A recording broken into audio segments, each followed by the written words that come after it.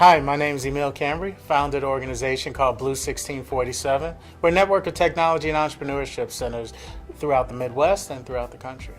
I think the biggest challenge was just being able to control growth. We started out and no one wanted to talk to us, and we thought, is this thing going to actually work? And then you get to a certain inflection point where good things are starting to happen, and then more people all across the country want you to be a part of what it is that they want you to connect you with. So whether it's new spaces or new opportunities, new programs, new companies, new people, and really it's hard to scale yourself. It's hard to really scale processes. So some of the things that we learned along the way was just how to control your growth, how to make sure you have the right people, put them in the right positions, but also how to be able to evaluate talent to make sure that they're best suited to, fulfill their dreams as well. Yeah, I've had to evolve my leadership skills throughout the years, just from going from kind of entrepreneur who was trying a lot of things and seeing what worked to really making sure you're more intentional about the things that you do, because more people are watching, more people are affected, and more people are looking for you to be the expert in what it is that you're aiming to do. So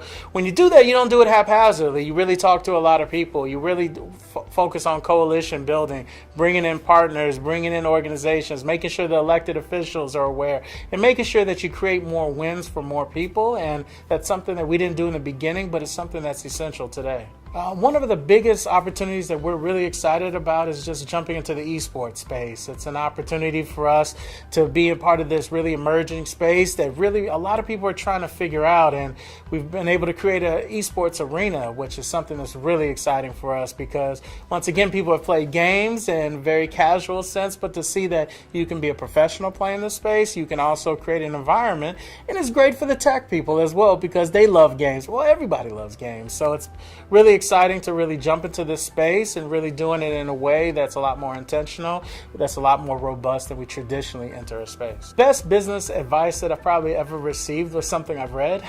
It was a blog post by Mark Cuban, and he was talking about all you can focus on is your effort.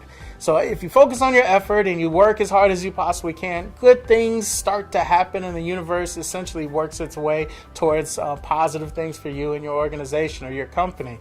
And so those are some things that I really try to make sure I focus on, because there's so many things about a sales cycle and being able to think that you're taking it from a product to something that is living and breathing to something people are willing to pay for and folks are really going to pay a premium for. So it's a long sales cycle when it comes to that. And I think the biggest thing was making sure I'm doing all the steps necessary to command the price point that we're looking for, to command the market positioning that we're really looking for. And it's really important that I control those steps and don't focus on the outcome as much as I focus on the process. What we relentlessly pursue is impact. And impact, because in many ways we're a social entrepreneurship organization. So in the sense where we benefit when we actually make sure that other people benefit as well. And when you do that, it's very challenging because you can focus on impact or you can focus on profit. We focus on both. So when we think about scaling impact and making sure that we're as impactful as we possibly can,